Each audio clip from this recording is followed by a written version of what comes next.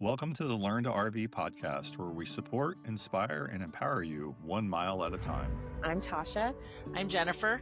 My name's Jennifer. Real life stories from real people living this gloriously messy lifestyle. Real unfiltered moments of the RV life. The realities of getting and staying on the road. It's all going to be right here. Hey there. Welcome. Welcome to the Learn to RV podcast, where every mile is a lesson and every stop is an adventure.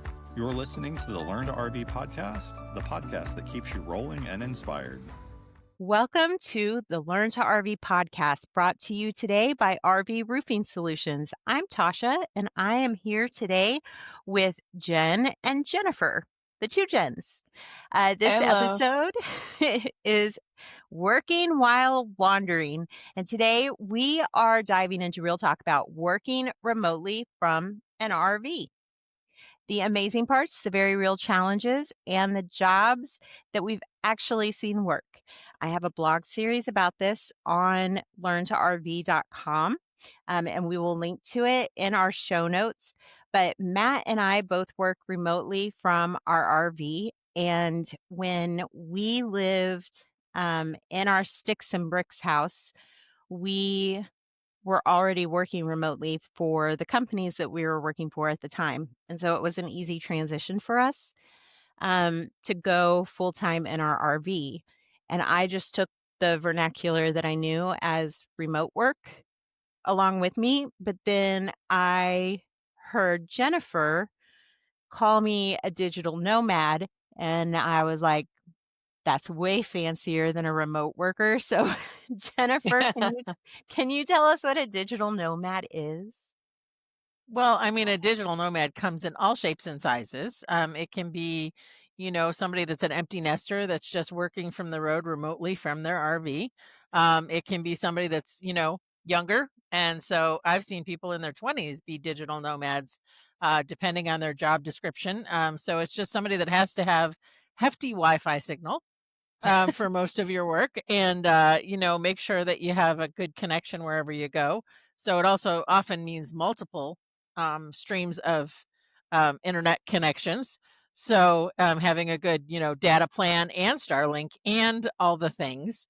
But yeah, so I mean that can range anything from a health insurance person to like what you do as a copywriter. We work digitally, nomadically, from wherever we are running RV roofing solutions. So that is also for us a digital nomad position, but it's also a chaser position because we follow rallies. So there's lots of different ways you can do that. I know Jen is also a digital nomad because she's a graphic designer. And so your place travels with you too. Yep. Well, and sure. You guys are both unique because you're business owners too. Correct. So how does that differ for you, Jen? So, I mean, being a small business owner, it has its pros and cons. The biggest pro I have to say is that I get to create my own schedule.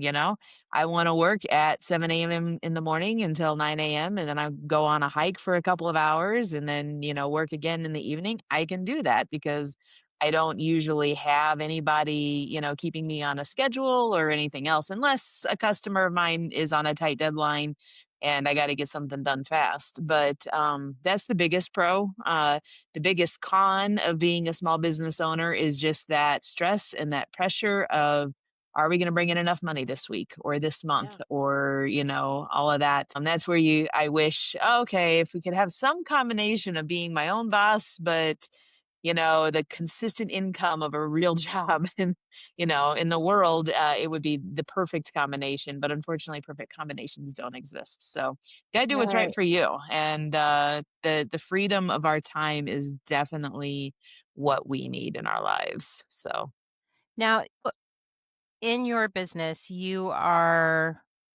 your sole employee, right?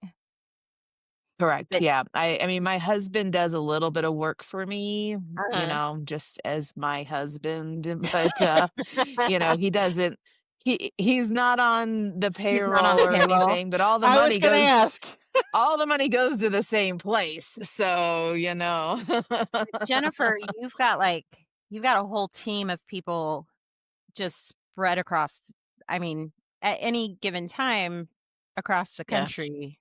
that report Yeah, so up I to mean that you? with a bigger company, it comes with great responsibility.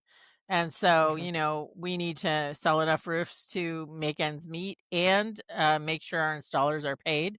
And with hosting the podcast and Learn to RV, RV Roofing Solutions carrying the weight of that. Currently, our goal is to have Learn to RV, the podcast, and the site carry its own weight at some point, but we're not there yet. And Mhm. so, yeah, I mean, like, at the end of the day, we want to make sure payroll's paid and, or end of the week, actually, and Yeah. so most of our teams are, independent contractors. So they're submitting invoices. We only have a handful of actual employees, Mhm. some with benefits, some not, some part time, some full time. And that can vary greatly on which week it is and what rally we're doing, what their work schedule looks like. But yeah, I mean, at the end of the day, we have to bring in enough roofs to make sure all of our teams are getting paid and they're surviving. And because most of our mobile guys are mobile techs, um, that's probably one of the biggest differences is they're supplementing their income. So the technicians find work with clients and then they have a whole new group of people. So a lot of the reason they choose to partner with us is to, enhance their tech business. So Yeah. Their customer base. Yep. So you guys have these businesses and you're working out of your RVs just like we are.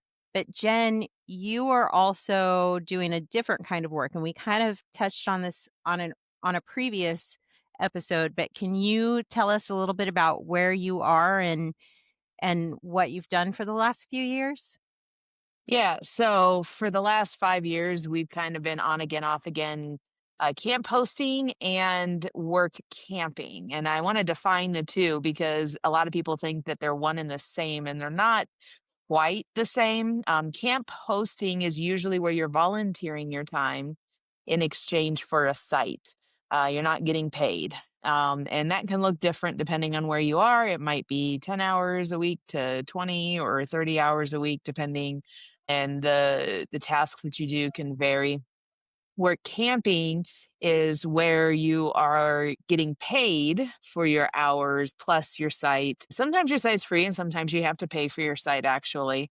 And so that's the difference. And so we've done both and we kind of bounce back and forth a little bit between the two. This year was the first year we actually did both simultaneously, which was a bit of a challenge for us. So my husband took on the work camping job at the state park we're at, and I took on the camp hosting job at the state park Mhm. we're at, which was kind of nice because here you have to pay for your site if you're not a volunteer. So by me volunteering, we got our site for free still. Oh, nice. But it meant that he started his day at 8 a.m.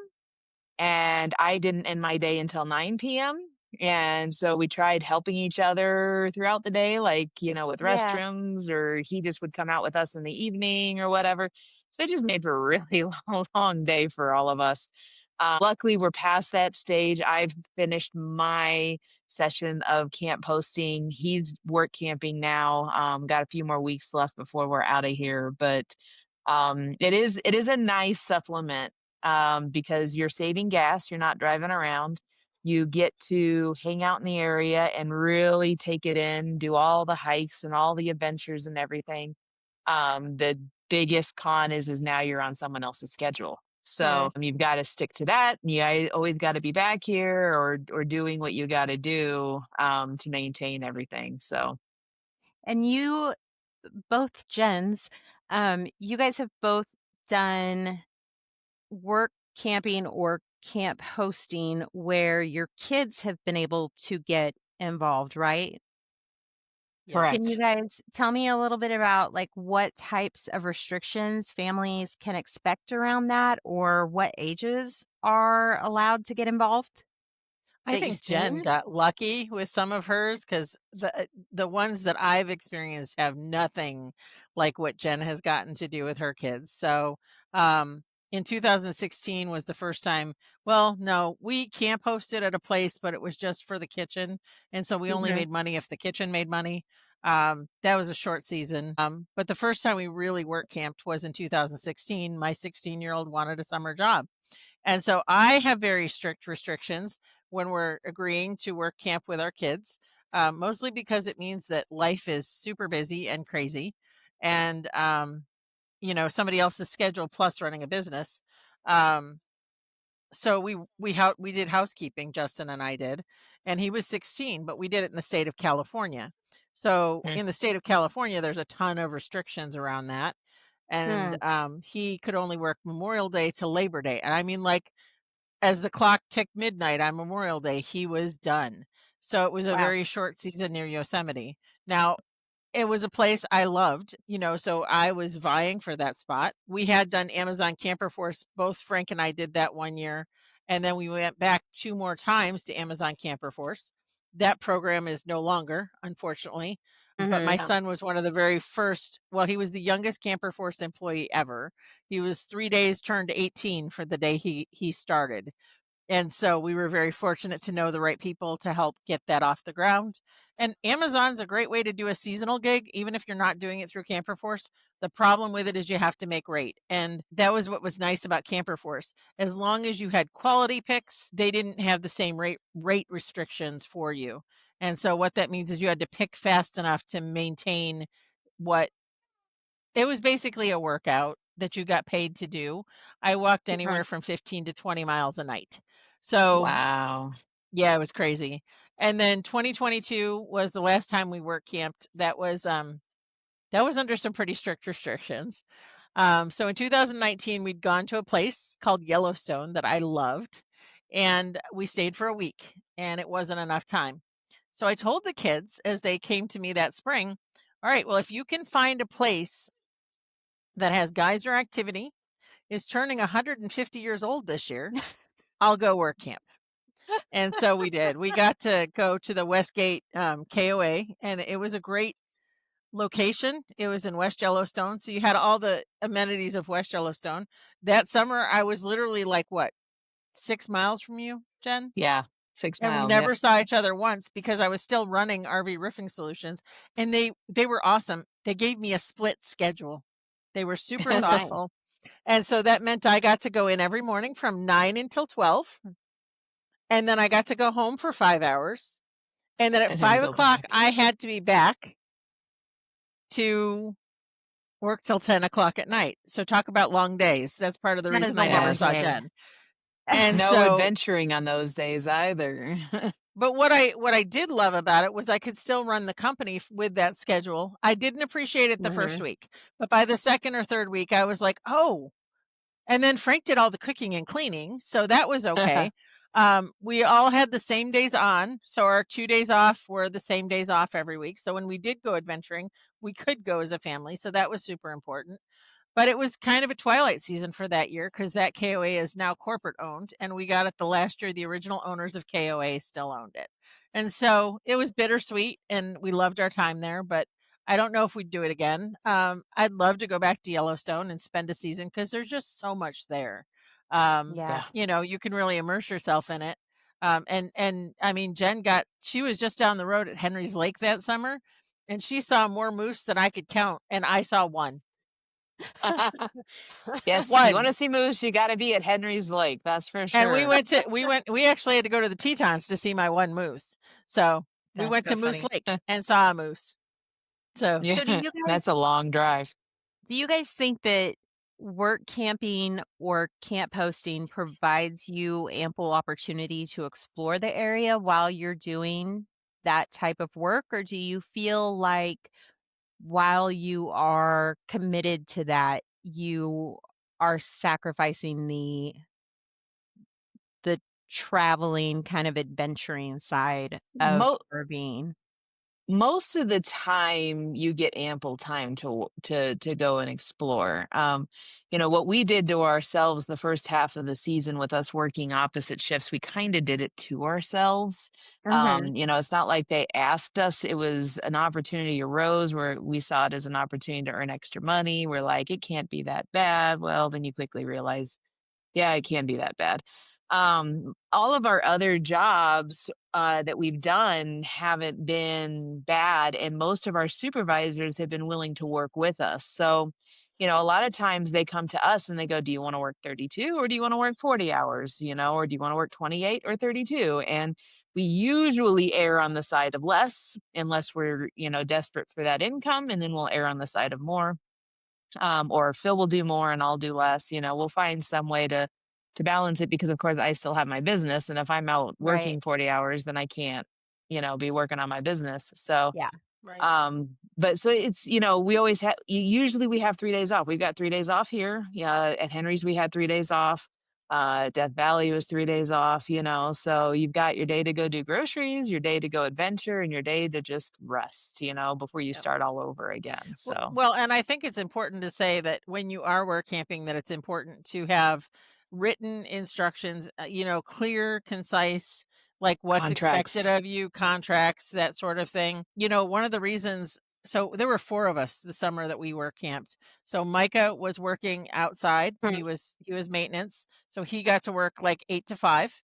And Hezekiah worked in the kitchen for a couple weeks and then he moved on because, well, it just wasn't a good fit for him. So he was never fired. He got to keep his yellow shirts for the entire season and he was on call, except he wasn't. He worked at a local bakery. And Uh-huh. then my daughter actually worked outside at the bike terminal and I worked inside at the office. Now, I make a good tour guide, so I get that. But they do it for a reason. So when I asked them why they put us on all different departments, they said, we've had people leave halfway through the season. And there's so many people that don't understand that their commitment to that work camping job puts everybody in a challenging place through the rest of the season. Yeah. So if you do accept a work camping job, it's super important to follow through with it. Sometimes it's hard, 100%, but you can't leave. I mean, we would have left a campground short staffed by 4 people. And I Yeah. mean, that would have gravely impacted that place. But they don't want to put like 2 people at the front desk or 2 people in maintenance because that would even be That's worse their whole in most department. cases. Yeah. Yeah, exactly. So for people who are listening, who are maybe looking for opportunities like this, what would you guys recommend they do in terms of finding these opportunities? How do you find them? So this is where I put the shameless plug on. We have a make money on the road page on Learn to RV. And so Yes. start there because we've got everything from the beet harvest to cool works to work camper news to what else do we have up there, Jen? There's just so much up there. There's a ton of links out there on how to go and find things.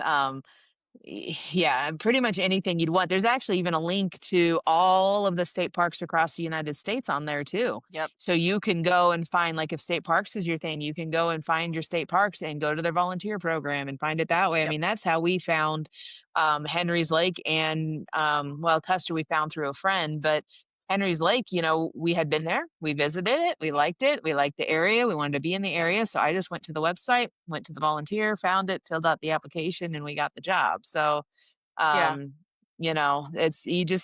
that's how we've always weaved. And then, of course, for us, I mean, Tasha mentioned on it earlier and Jennifer spoke into it, but I also just want to mention, like, with the kids, that's always been a priority of ours. One of the first things I tell anybody that we're applying to is we have kids. We have 4 kids. Here's their ages. Can they help out with us or not? Can they be a part of the team or not? Because if not, if you don't want them here, I mean, we can still consider it, but it's going to go far better if they can just be part of the team. And Mhm. most of the time, like, there was really only one place we worked. It didn't work out so well for them, but they could still be involved. There's just a lot of activities that we did that they couldn't help with. And that was in Right. Utah. But like at Death Valley, kids got uniforms, here at Custer, they got uniforms, which is, She has the really greatest cool. pictures of the kids in uniforms. I'm just going to say Yeah. that. I'll have to share one. Yes. Well, actually, there's a blog up on our website that talks about our work camping opportunities, and I've got pictures of my kids in their uniforms on that blog. So, Yeah. yeah.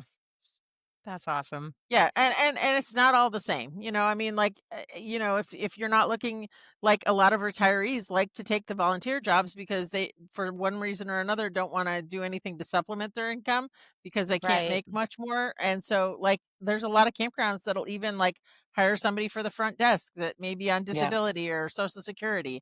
And so there's opportunities that way too. And the thing is, like, if there's a job out there that's not for you, don't apply. It's really Right. simple. And Yeah. so, it's, and people give everybody a hard time about those free sites. But the reality is some people are just looking for a free site for a season. And, Yeah. they're more popular in places like Florida or Southern Texas or Arizona or Southern Can't get California into in the winter. Florida. Well, yeah, you I've got to know tried for some years. I've tried for years. Yeah, you got to know someone or be at that exact moment that someone else cancels, and then and you get Yeah. quits. in. Yeah, and doesn't Yep, show up. yep, And there's a lot of that too. Like, I mean, most people have already secured their winter work camping season right now. And, we're recording in August, but, some of them are actually booking for their summer season next summer. yep. Yeah. There's a lot of Facebook groups out there too, where people just Yep. post, random job openings and things like And that we're in too a for lot work of them. So camping. if Yeah. you have a question, just bug us. Yep, yep, for I've sure. also seen, we went to the Tampa RV show, and there were a lot of work camping opportunities that were set up there that were there so that you could go up and speak to them at their booths and kind of get some information. Jennifer, you had mentioned the beet harvest, which is one of those things that I was like, I don't know if I could it we talked about it, but it was like we would feel horrible if we got halfway through and we're like, "No, we can't do this," and had to um, exit stage left. We wouldn't wanna commit and then not fulfill that commitment, and so we've not done that. I think people who go and do that are incredible. I'm a big baby. Right now, we're outside.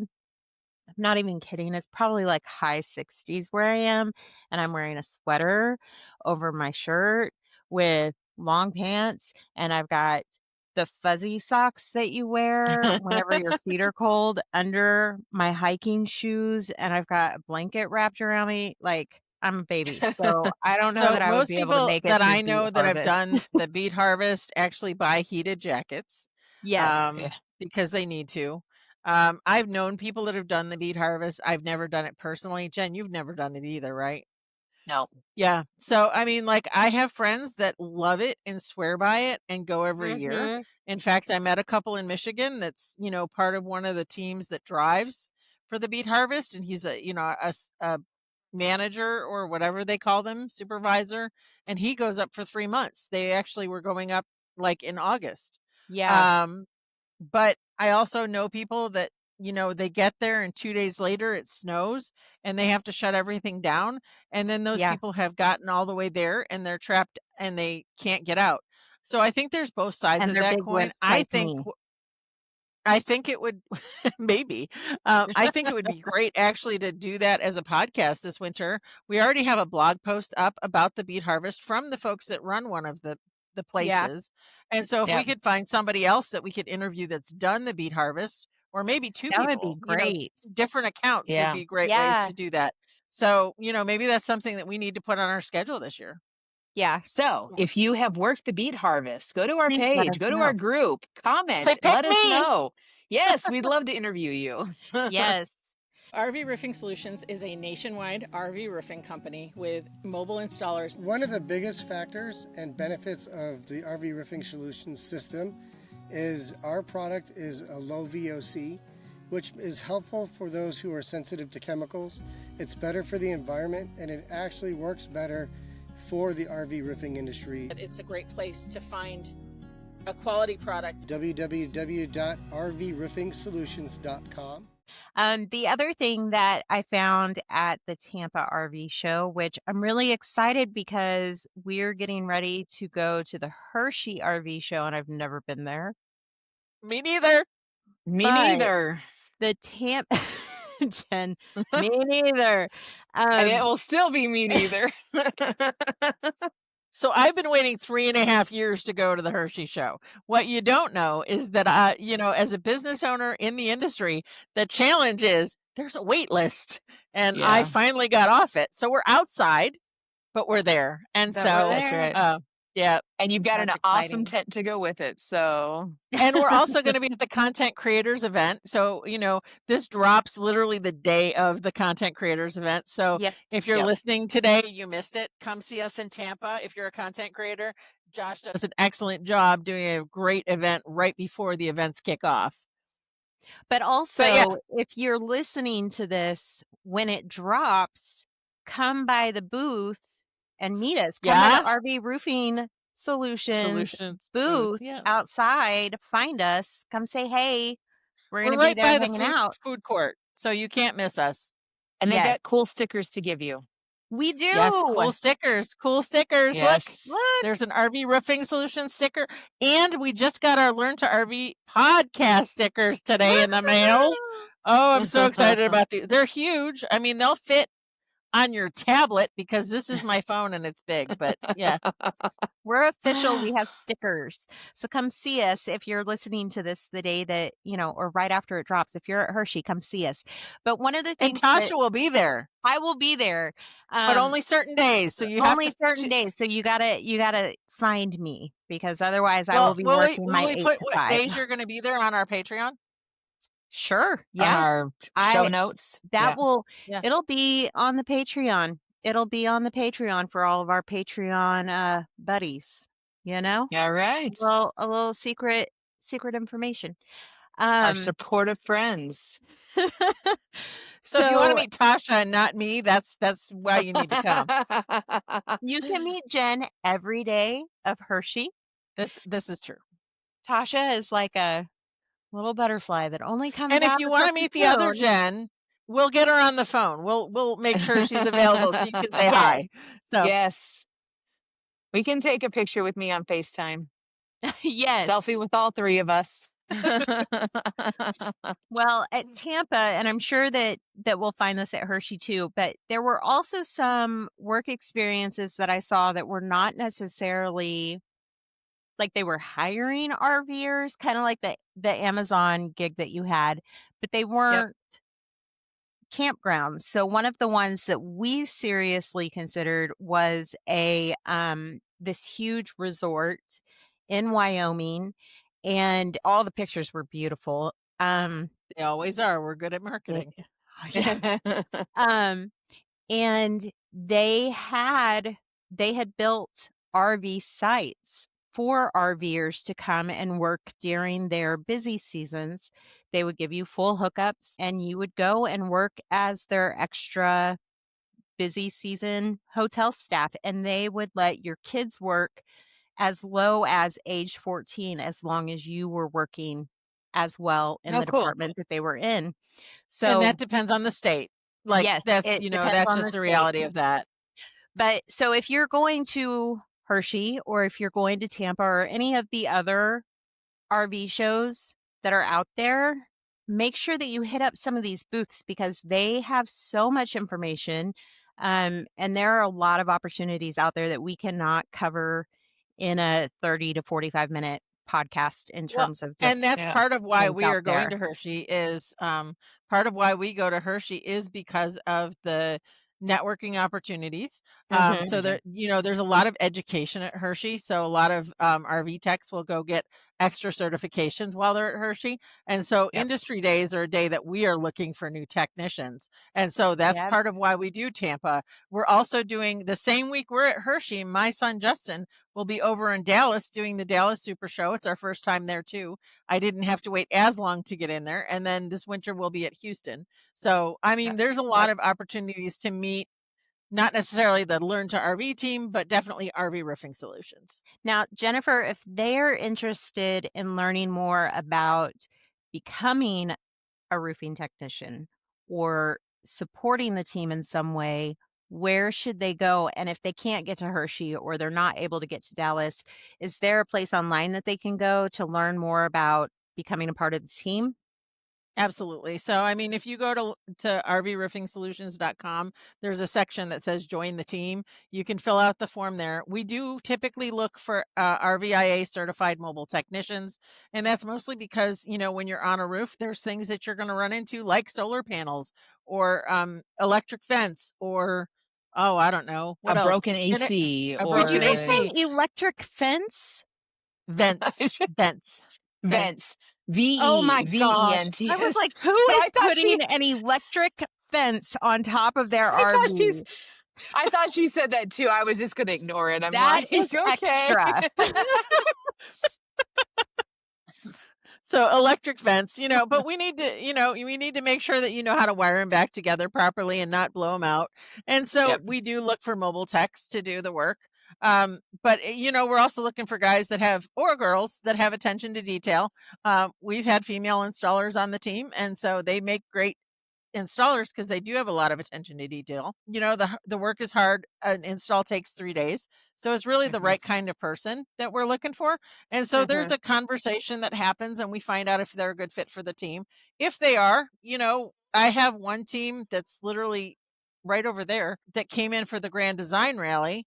And so that's what we're doing next week. And they do shows on their own now because they've done enough of them with us. So they're one of our show teams. So Alan and Mary are fantastic, and they travel with their son John. John's in charge; he's 8, and so Yeah. he runs Love the it. booth, and they just get to hang out with him. So I love so it. there's lots of things that you can do, and actually they'll be here. They'll stay here where we are right now in Goshen, Indiana. The week of Hershey and do the Montana Owners Club rally. So we do a That's lot awesome. of brand rallies too. Yeah. Mhm. So, travel is part of that. So if you want to see the world and don't mind where you're going, you give me a general direction and I do all the Google advertising. Most of our teams don't mind that we advertise for them. Yeah. Yep. And I know that for people who are more technically inclined that way, they could also get certified to be an RV tech or an inspector. Am I using the right word? Inspector is the word that I'm looking for, right? There's actually both, and they're Correct. both separate. Yes. Yeah. So Yes. there's different Well, variations. in my head, I And was like, inspector, like gadget. Yep. That's, Well, and yes, that there's is the different word. schoolhouses. So there's different schoolhouses. There's one that's run out of Indiana, and so Mhm. that's just the RVIA certified website. And But then the the thing other's is, in Texas, right? and then there's one in Florida as well. But they all use the same system. So, the $600 course, you can do that online if money's tight and still be an RV tech. Most RV techs do find that traveling and being an RV tech has a little bit of a challenge because you can't advertise in your own area. So most of the guys that come on board with us are mobile techs. And so meaning that they're not in one location year round. Yep. We do have a handful of guys that are on like year round in the location they are, and we just keep ads running wherever they are year round. And there is that website that they can put themselves on, and it is RV Help. RV Help. It Yep. used to be My RV Resource, if you're familiar with it. It was purchased last year. So it's now rvhelp.com. And so you can find certified mobile technicians in your area by going to rvhelp.com. And so if you become a certified mobile technician, that's another way to advertise yourself to other RVers as you travel the country, which is really great. That's how we Well, and, found someone to come help us this week with our newest dilemma. right. And it's helpful. But I also tell people you want to interview people when you do that, just because you Mhm. don't know, you need to know what they are. We have one Yes. guy on our team. He's a great guy and he's a fantastic roof guy. But his specialty is plumbing. And so now his specialty is plumbing and roofing. But he didn't start out that way. And so, knowing that about your tech, it's important to understand that. So make sure you Right. say, do you have a specialty? And, some of the guys, it's solar. And so we love the solar guys as our RV techs because that means, and so do our customers, because it means that when they're ready to upgrade their roof to our system, they can also upgrade their solar at the same time. They pay us separately at that point, but then, whoever that team member is that's doing it has a double paycheck. So it's a win-win for most of our customers. So I am we've made mention of it before, but I am very traditional in my work. I work as a copywriter for a healthcare system, and I work Monday through Friday, 8 to 4:30 Central Standard Time. regardless of where I am. So California was a beast because my Right. day started very early. But I'm also considered salary. So if they say I got to work later, I got to work later. And I don't always get lunches. There's just some, tweaky things that I would like to make to my schedule that I don't have control over. Um, Yeah. there are some benefits to it. I will not downplay the benefits. So some of those benefits are that I know that I'm working Monday through Friday. As long as there's not layoffs, I have a job.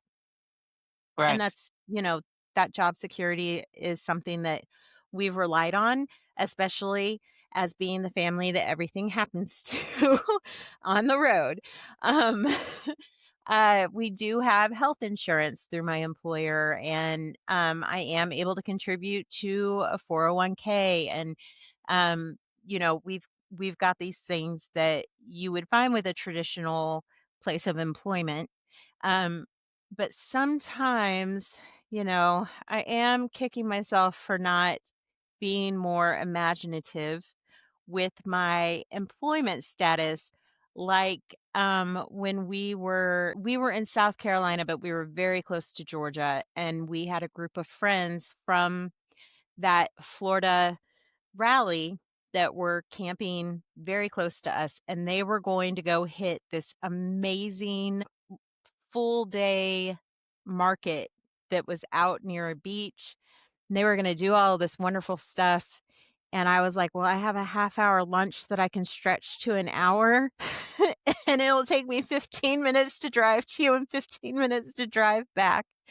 So I got to see them for 30 minutes, but it took me about 20 of those minutes to find them. And so sometimes I'm like, man, this, this is just So, I not what mean, I would that's like, the thing. but So we're a unique anomaly because my husband is a retired Marine, and so he does draw a pension every month from the Marine Corps, and yeah. so we do have health insurance, and so our first year on the road, we traveled on that. Boy, was that crazy! So I mean, talk about eating beans and rice at the end of the month. I'm just saying. Um, so I mean, but we lived the first year like that. And then Mhm. Frank was just an installer for an RV roofing company, starting that March, April. So we hadn't even been on the road. Yeah, we hadn't even been on the road a year when he started doing that. And so that was a long time ago. And it was just a supplement. So we'd take, a job, 2 jobs a month. It was extra money. So it was a way to get around for us. And I think that that's where things like work camping or RV roofing solutions or whatever you're doing on that is that side of it.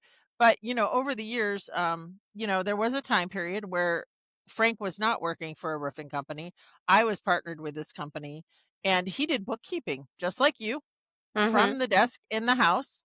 And Mhm. so he did bookkeeping. And it was, he didn't have set hours per se. He just had to get everything done. But on the weeks where he had P&Ls to do, he worked 60 hours a week to get them done. So, Yeah. and he didn't get paid extra for those 60 hours. He Right. maxed out at 40. Right. So, Mhm. Yep. bookkeeping was a 40-hour job and he had to clock in and hit the little timer. And, most of the people that work for me have some flexibility. So my salespeople, like, they have to call between X number of hours and X number of hours when they're calling clients. I'd prefer they call them their time, 9 a.m. to 6 p.m. 7 p.m. kind of the latest. We don't send out estimates, but after 8 o'clock at night, no matter what time zone you're in. And so you have to have some time zone math skills there. But there's more to that too, so a 9 to 5 job is great, but it does change. But for like us, I mean, when we have the middle of summer, we have guys on the West Coast and guys on the East Coast. Our day starts at like I don't know what in the morning. If we're in California, we're dead. Our phone's ringing at like you know, 4 5 a.m. a.m. Yeah. Mhm. And so and depending on where the installer is, like if they're up in Montana in the middle of summer, their light's not going out till like, oh, I don't know, 10 o'clock. And, if we're let's just say we're on the East Coast up in New York at that point, guess what? My phone's ringing until very late at night Because if I have a Right. guy on a roof, we're going to be there for him. Yeah. So, I Well, mean, it really depends on how you look at it. So, I mean, yeah. I would have taken your California hours at that point than my I summer hours at that. I know. Well, I did get off early, so I did have the evenings to I remember when we were in California and you were in California, and I was like, "All right, I'm done. I'm going into LA, and I'm going for French bakery items. Will you Oh, come with she me?" knows right where to go. But you need to know how to make money to get there because those are not cheap Exactly. macarons. They are not. But I was like, "I know where they are. Get in my car." Um, so the thing that I was wondering is, there are those drawbacks, but I do have the wins like I talked about. But I think the biggest win that I have with my setup is that when I do get off work, I'm where I want to be, right? Mhm. So when the day Yep. is over, I have the option to step outside with my family. If I am having a stressful day and I need to go for a walk, the view is much better than what it would have been if I was sitting in a cubicle, at the healthcare system that I worked at or work at. These are perks. And one of the best days we have had, in my opinion, was we literally got done with our workday, loaded up, and went on a glass bottom boat tour in the Keys Cool. and saw these sea turtles that I swear were bigger than the car I had before we bought our dually. Like, they were massive. They can be huge. They were so big. But, if that was like on a Thursday, if I had been sitting in Arkansas working, even working remotely from Arkansas, Yep. I probably would have worked late, to be honest. I probably would have Mhm. worked way later than I should have, which would have been free money in the pocket of my employer. I would have signed off, had dinner, and probably vegged out in front of Netflix, which is not necessarily, it's not like I don't do that some days today, in my current setup, but I have the option to go out and explore. So, what I Yep. wanted to ask you guys is what has been that moment for you? Have you had a moment where you were like, this works for me? Working on the road, this life, this moment right here is why I'm doing this. I mean, I would say it has to be very similar to yours. It's so we can travel. It's so we can go to new places and see new things. And, before we hit the road full time, husband was doing the 8 to 5 and I was picking up extra jobs and we were just trying to make ends meet. We had no family time. We were, working long days, tired, grumbly, whatever. And our happiest moments were always traveling. And, when we finally got introduced to this lifestyle, it was kind of like, it was a bit of a dream, like, "Ha, no way that's ever going to happen because we don't have a job that we can take anywhere with us. Yeah. And, um, it just took a little bit of time, a little bit of dreaming, and everything unfolded right before our eyes. And now that we have stepped out, we can't imagine life any other way, which is why we do the camp hosting and the work camping because we are determined to do whatever it takes to keep ourselves mobile and to keep ourselves in this lifestyle so that we don't have to go back to a sticks and bricks home. Hmm. Jennifer, what Yeah. about you? So Frank was awesome. I never wanted to live this lifestyle, like ever, over my dead body ever. And I came home and told him we were going on the road full time in an RV. And, I've told you a story before. He said, I've waited 7 years for you to say that. Yeah. And he was awesome. So we launched on July 3rd with no plan. You'll say that again. We launched on July 3rd So there's with no no plan. campground with availability. Yeah, but I didn't know that. And so we go down to Oceanside because that's where my camera is. So I have a Nikon that we took to the camera shop to have it serviced before we left the area. And I was like, okay. And so the only room in the inn was dry camping, not on the beach. So the base had openings, but it was dry camping. And they have two campgrounds in Oceanside. One is on the beach and one is in the middle of like the base. And that one is Mosquito Haven. So not only did we get to go to that campground, we were now dry camping for 2 weeks. Wow. I was ready to kill him. July 3rd. It's not cold. It's and that part of the base is Not not like cold. No. cool. It's hot. If No. you're out on the water, it's different. But now I'm inland, like 5 miles, and that makes a difference, right? And Yeah. so I was ready to be done after those 14 days. And then we went to Sequoia and Yosemite and we boondocked for the first time ever. And if you don't know what boondocking is, it means you don't have actual hookups. And I was Yep. doing that with 6 kids plus 2 adults. And so With no that slide. didn't sound fun with no slides. And so that didn't sound fun to me, but we got there and it was magical. And so I still don't love boondocking. I'm not an avid boondocker. I just don't have the setup for it. We'd like more solar to do it. We're down to only 3 kids still at home, but now they're adult size. And so now this rig is bigger. So we are more set up for boondocking. Yeah. But we also have Frenchies. And so that means they overheat. So we have to be really careful with them. Yeah. But that being said, that was my magic moment. We were up in a campground in Yosemite that is now you have to like book it. That back then it was first come first serve, and we got to spend 2 weeks in Yosemite. And I always wanted to see a bear, and so we went down to the valley, and we're driving along, and I'm like, oh, Frank, stop! There's a bear. And he said, "Do you mean that dog on a leash that's a German Shepherd?" And I said, let me have my moment. But that was it. That was I could do this. And Yeah. it's not the same every year. And I mean, we've done it all. We've work camped. We've done it all. There's probably a million other opportunities that are listed on the Learn to RV site for making money on the road. And we've known people that have done all the other things, like at some point. I mean, I know Yeah. influencers. I could have been one. I chose not to be. Maybe we will be after this. Who knows? Yeah. But at the same time, there are so many ways to do it that, and there's no one right way or one wrong way. Right. Absolutely. Do what's right for you, and if your friends are real friends, they'll make it work no matter what. So, Yep. There's that.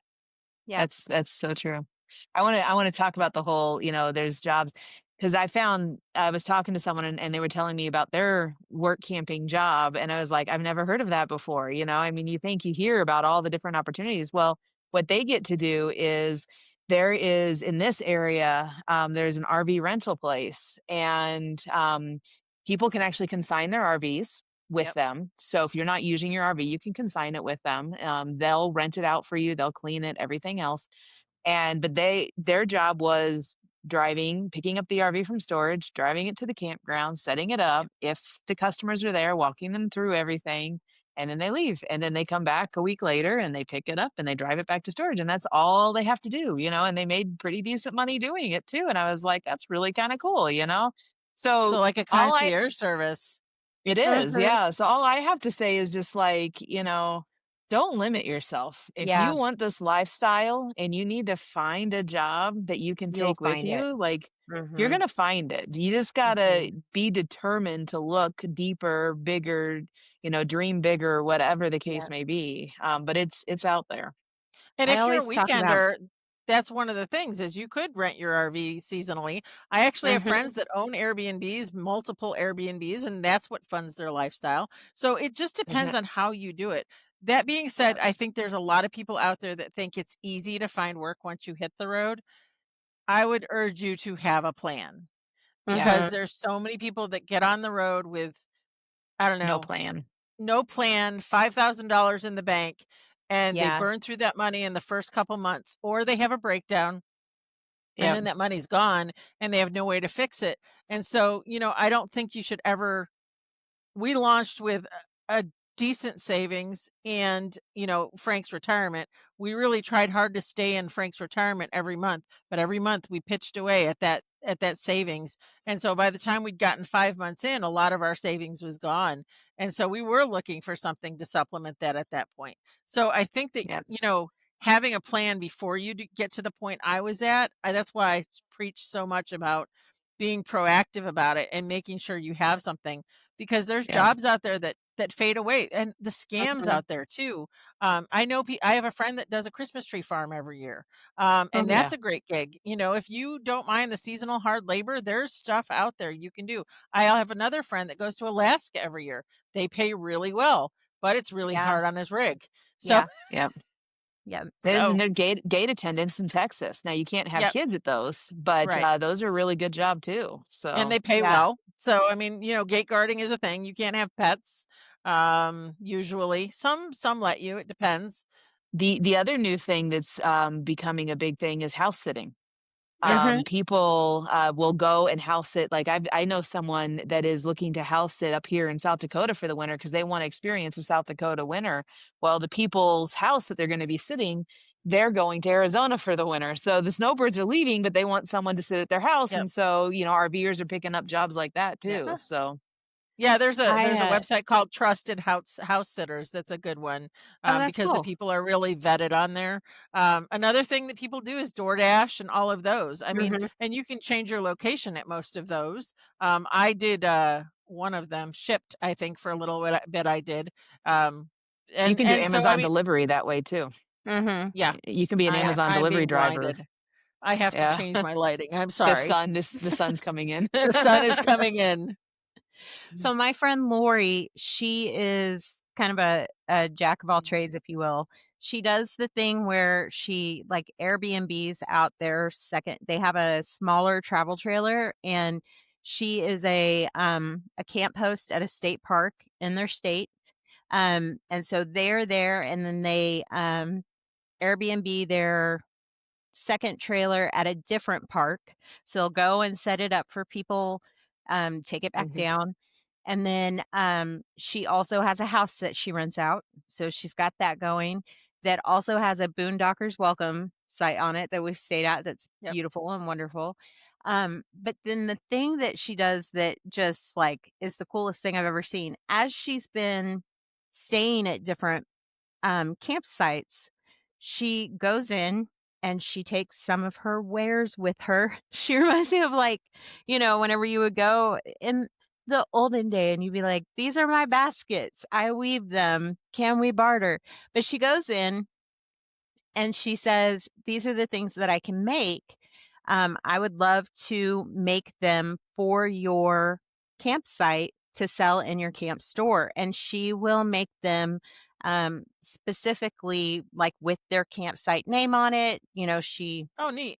Yeah. That's so cool. they'll have t-shirts, they'll have ornaments. She does these really cute little wine glasses. She does all these things. And then she has a website. And so when their camp store is getting low, they get on her website and they say, hey, we need a new order. She makes it all in the back of their RV, and then she ships it off, and they've got a new order out there. And so that is constantly going out of her rig while they're working at the state Camp park. hosting. Well, and I've known Amazon resellers. I've known people that are great at Etsy. My friends Matt and Kara, they actually used to have a dog collar business. Then she wrote a cookbook on fresh milled flour, and now she has a group, and she produced a book, but her book, it reads in English, not in grams. And so like she can fresh mill anything and make it taste great. And so I'm fortunate enough to be parked near her sometimes. And so she shares. So, her pizza is fantastic, and, her peppermint cupcakes are wonderful, but it's all made within the rig. And, you can, it's called Grains in Small Spaces. And so she literally sounds so good. bakes from wherever she is. I have a weakness for people who bake out of their RV and sell. She doesn't sell anything there. She just made a cookbook, so you have to do it yourself and mill your own grain. So I don't know. I don't know that I could do that, but when you go and you like hit up a campsite and there's signs up that say like fresh baked sourdough, artisan Right. sourdough loaves, order But there's people today, that do pick that in up from my campgrounds. RV Friday. I'm like, here's all my money. I will take every flavor you have. I am a sucker for some artisan sourdough bread. They get me every time. Well, I bet there. if you ask my husband nicely, he'll make you some sourdough this winter. Oh, I can't wait for I winter. killed mine again. Oh no. Well, we Well, had a refrigerator explosion, so there was that. Yes. And so it's probably the fourth refrigerator explosion in 12 years. But this one Jennifer. sacrificed the sourdough starter again. So the last time Yeah. it sacrificed the SCOBY, I'll take the sourdough starter over the SCOBY every time. You're gonna have to train one of your kids to be a refrigerator tech, and that can be their job on the road. There is a lock on the fridge. It's a baby lock. They just don't lock it. Yeah. Oh, And it wasn't the kid's fault. Frank went back in to find something to eat before he got in the car. And so, you heard the colorful language come out of It was the big kid's fault. well, and my 23-year-old, you heard him walk in the house and go, and then a colorful, stream of language come out of his mouth, and I was like, uh-oh, the refrigerator died again. And it didn't die, it just exploded. So, well, but I yeah. think that's about everything that we have today, or we will just sit here and tell stories about artisan sourdough bread for the rest of the night because I could talk about that all day. So I would like to thank you guys for joining me and leading our listeners down this road of potential jobs that they could do. And I want to thank everybody for joining us here at Learn to RV, the podcast. If you're interested in learning more about jobs that you can do or things that you might need in order to successfully work from your RV while wandering on the road, we do have a website, learntorv.com, that has A Facebook group. a Facebook group with a number of resources available to you. In addition to the blog series that I wrote, I know that Jen and Jennifer have been working on some things that have been going up. We have the page that has the links to different work camping experiences, different places where you can find job opportunities. So get online, like, follow, subscribe, share And with don't your forget to ask other- questions. Yes, Yes. ask questions, send us comments. We love to answer questions and comments, and share with your friends, and check us out on Patreon. And somebody who is more on top of things than I am is going to tell everybody what our Patreon name is because we're still young and I don't remember exactly how it's listed. All you have to do is search for Learn to RV the podcast. There it is. It's all On any branded the platform, same. any The website, podcast. everything is the same. Yep, Learn to Yep. RV the podcast. So at Learn to RV the podcast, come find us. We're out there everywhere, even on Buy Me a Coffee. Okay? We'll take coffee, green tea. I don't know what that is yet, but I Then- find out. We don't know how to do it, but we like coffee. And come see us at the Hershey Show if you're here. All right. We will talk to you next week. Bye, guys. See you next week. Love what you're hearing? Subscribe on your favorite podcast platform. And while you're at it, leave us a review.